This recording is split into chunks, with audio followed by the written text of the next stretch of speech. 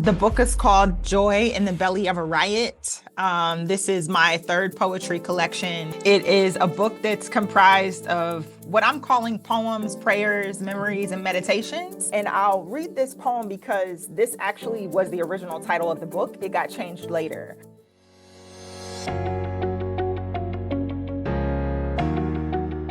Hello. And if you want to unmute and say hi. Hello. Hi, Sarah. Hi, everybody. Very nice to be here with you all. Well, I have been anticipating this week with you, not as excited as you are because it's your book, but I am so excited. I've ordered a stack of copies of this gorgeous new poetry collection that you have created in the world. And I want to, where's my, I've been giving them as gifts. So let me see where my copy, I hope no one took my copy from up here, but I will grab it in a second. But Barbara, tell everyone what the new book is. It's launching this month. So we are getting to talk to you right in it, right in book launch time. And we want to That's hear about right. it. Okay, thank you so much. Thanks for having me. The book is called Joy in the Belly of a Riot. This is my third poetry collection. It is a book that's comprised of what I'm calling poems, prayers, memories, and meditations. So some of them will read more like affirmations, Mhm. and then many of them are memories, and then all of them I think are poems. And so Yes. I started writing as a form of prayer, and so I think that's really evident in this book as well. Oh my gosh. And it is a prayer. These words have already, I've read them through a few times. I have a few favorites as if, we can pick, but I'm wondering, could you share why this one? So you started writing as a form of prayer. I think that's already Yes. everything. We wouldn't need to say more. Is there anything in the subject matter you explored in this collection, because this is your third, that is different, new? Love to hear about like the inspiration behind it. Yes. So I started writing this collection really during like COVID. I started Mhm. writing a lot around joy and what it means. So I found this quote from Lupita Nyong'o, and she was quoting Khalil Gibran. Yeah. And the quote is it's a definition on joy. Joy is not the absence of pain, but it's happiness in spite of it. Mm. I'll say it again. Joy is not the absence of pain, but it's happiness in spite of it. And so I started writing these kind of like reflexive writing exercises around that quote and started exploring what it really means to have joy in your life, right? It doesn't mean that if you've gone through things in your life, that pain kind of ceases, but it does mean that you can have happiness in the midst of it. And I Yeah. think when you have those two parallel realities, that's the belly of joy and being able to hold on to that joy. And so that's what really comes up in this collection, Yeah. and that I wanted to make really clear in the writing. Barbara, I'm so grateful because if we set ourselves up in a paradigm where we can only be happy if, we can Mm, only feel joy if everything right, is perfect, everything like we're kind of screwed in this moment in history, we may really be putting ourselves in a pinch, right? And I right. remember after a trauma that I've written about extensively, an experience of the death of our twins, our stillborn twins. I A book that really created massive healing for me was called Happy for No Reason, Mm, because I just had this mm, moment of like, I don't know how I can feel happy and also be taking this journey that I'm on, which I didn't feel like, oh, it's not fair. It's like, look, this is where we are. This is a really thing that feels really hard to me. I'm going to go through my grieving, but I also didn't want to feel like I'm going to be gutted for the rest of my life on the floor. Right. right, absolutely. And so that book was such a great paradigm shifter. And so when I got your new collection, I was like, yes, this is that message. And we need to hear this message. And of course, poetry, Khalil Gibran obviously coming through here, speaks right to the soul.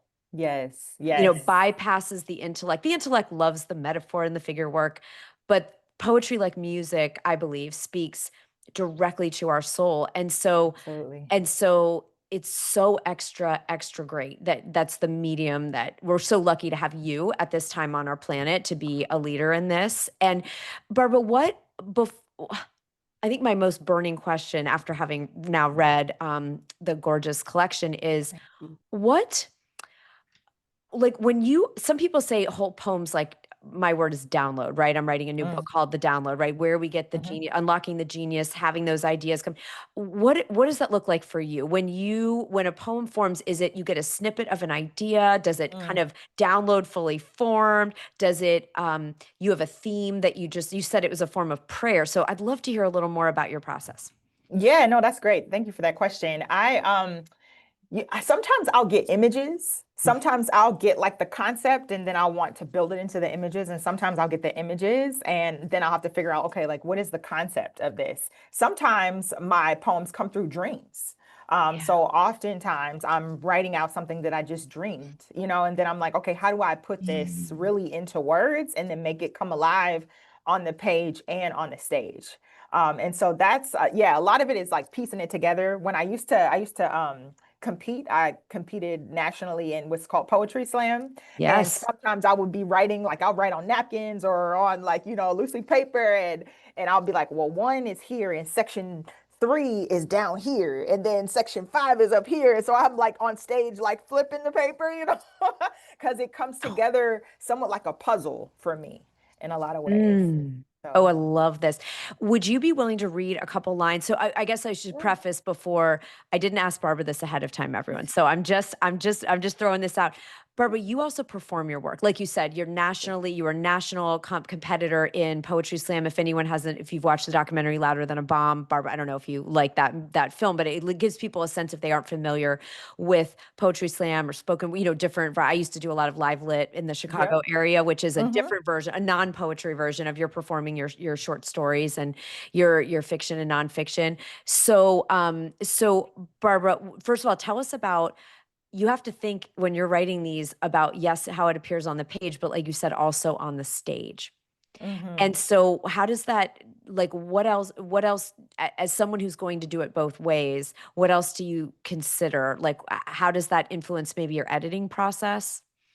Yeah, so when I'm editing, when I'm editing for this stage, I basically edit off of breathing patterns. Like, Mm, what can I get out in a certain, amount? Am I like pushing too hard? Do I need to cut this here? So oftentimes what I end up with is two different versions of the same poem. So the Magic Before poem that is in the book is not exactly the same Magic Before that you'll hear me perform on stage.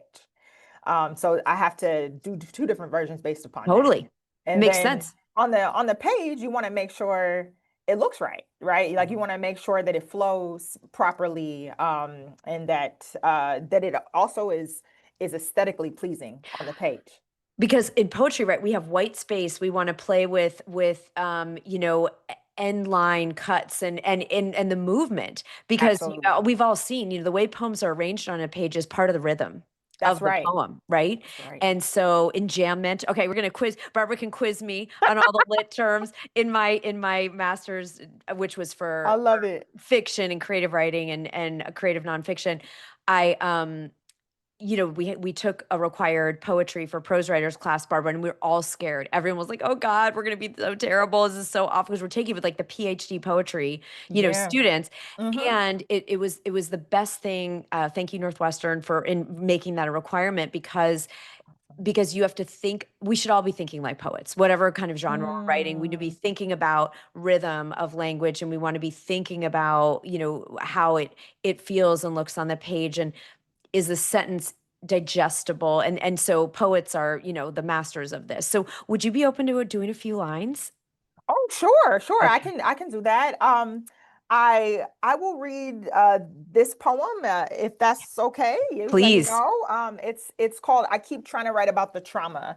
And I'll read this poem because this actually was the original title of the book. It got changed later. So the Okay. original title of the book was I Keep Trying to Write About the Trauma, but the joy won't let me. And so I'll go ahead Mm, and read this. I keep trying to write about the trauma, but the joy won't let me bend into anything other than the light. I keep stretching myself into 1,000 midnights and I awake amidst a million stars. Sometimes the journey towards healing is louder than the healing itself. The walk towards becoming whole is often the fight of your life. Here is where I fight for my life. Here is where I see myself as more. It is much easier to dwell on the past, to recall all the places where I lost pieces of myself, rewalk all the streets collecting lost limbs, yet here I am, claiming wholeness from my tongue. Even when my body may not feel it is true, here I am, claiming freedom when all I have known is bondage, here I am, free, offering myself another chance at actually living, offering my heart another chance at beating, offering my soul another chance at finding rest, even while I am yet still in this body. My pen wants to keep rewriting all the things I have survived, the many lives I have lived, but the joy is forcing me to reimagine a future. The joy is forcing me to claim a future. The joy is calling me into a future. The joy refuses to let me bend into anything other than the light. Thank you.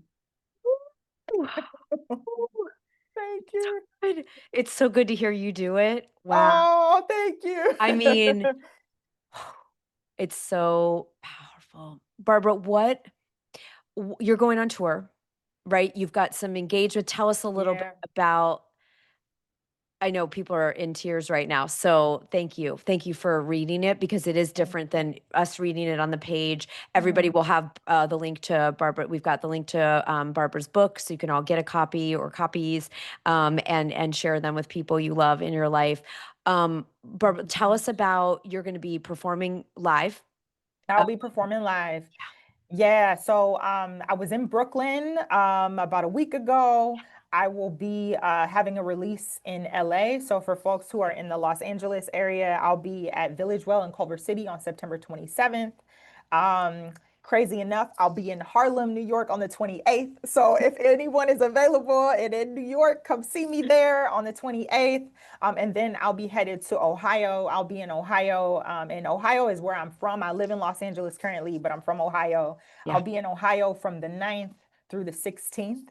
Yeah. So I'll be supporting another author's book release, Suzanne Roberts on the Yes, who's part of our family here at Thought Leader 15th. Academy. Yes, yes. That's right. That's right. And then I have a reading in Youngstown, Ohio on October 9th. I have my release at the Lincoln Theater on October 12th. And then I'll be in Bexley Library with Hanif Abdulkareem on October 14th. Awesome. So we'll have a lot of things going on, and I'll be in conversation with other authors and other artists, and I'll have them perform as well. So if you're around, I would definitely love to see you there for Oh, sure. well, luckily I am going to be able to see you perform live in Ohio on October 15th. So I'm very That's excited. right. I will be there in person with you. Do you have a link to either your website where people can check out those events, or if you want to share that in the chat, wherever those of you, 'cause some of you are West Coast, East Coast, Midwest, wherever you are, obviously, Barbara, luckily many of us will be able to be close enough to come see you. Yeah, this is so exciting. So those of you that want to see, oh, do your dates line up and you can come see Barbara perform live. Barbara, we are ecstatic. Okay, good. BarbaraFant.com, everybody. All And right. I will my Instagram is probably where everything is most updated. So I'll Okay, put I good. am Barbara Fant there. And so if you have space and time, please follow me on Instagram, and I would love to connect with you there for Well, sure. there we go. Because some people are like, how do I contact with Barbara? Okay, Yes, please. at I am Barbara Fant, Fant, or That's right. www.barbarafant.com. That's right. Barbara, we are out of, like, cannot believe in such gratitude that you are also now part of our team here, Ah, in Thought Leader Academy and the 90-day bestseller, and you're going to be working with those of you that are just joining us, starting your books. You get to work with Barbara and have Barbara as your editor. As some of you are joining us. So it is so powerful. We're so happy you're on the team here, that we get to work together in a colleague way, as well as supporting each other in our art. And it's an honor. You are a superstar. I know you know it, but it is oh, just so exciting because some of you watching might not have ever gotten to read Barbara's work before or hear her perform, and now we all get to join the fan club. So congratulations. thank you. I'm so honored and so grateful to be a part of this community. And I'm just grateful for the work that you all are doing. Thank you, Sarah, for creating this wonderful platform for folks. And I just believe writers are going to save the day, y'all. We're going to do it. Okay. We are here to save the day. So write the words, write them, all of them. You know, I think that there's so much healing that comes through the work. I believe in the power of healing through the arts. And I'm super grateful to be a part of this community and to be able to help bring some of this work to life. Well, we are simpatico in every way. Artists, everybody, I want us to hear that. I want everyone on social and everything put W for writers are going to save the day, That's right? right. The Dalai That's Lama right. said the world will be saved by the Western woman. Well, the Western woman writer. Okay. That's So let's go. Let's go. right. Thank you, Barbara, for taking time during your tour to be with us. We're so excited. Those of you that are starting your books with us, you maybe get the opportunity to have Barbara work with you. Can you imagine Barbara's brain and genius and heart and soul with you on your book journey? We're so blessed. Thank you, Barbara. Thank you. Thank you so much. Thank you, everyone. Have a Thank blessed day. Yes, so amazing, amazing. All right, so this has been a power pack time here on the show. We're so happy that you all have joined us today, and we are, yeah, writers will save the day. That's our takeaway. We're going to end on that note. Let's call who's going to write something today. After that, whether it's a poem, a prayer, a sentence, the next chapter of your book, the next paragraph of your book. Yes, yes, many of us are all in. We just did the boot camp last week, so it's happening. Great job, everyone. Thank you for joining us, and we will see you next time on the show. Bye. I am beyond honored that you choose to spend your precious time here. And I'm guessing that, like me, you believe everyone deserves to rise. So to keep this content absolutely free to absolutely everyone, I'd be so grateful if you'd subscribe to the show and share this episode with a friend. We'll be the rising tide that raises all ships. Thank you, thank you, thank you.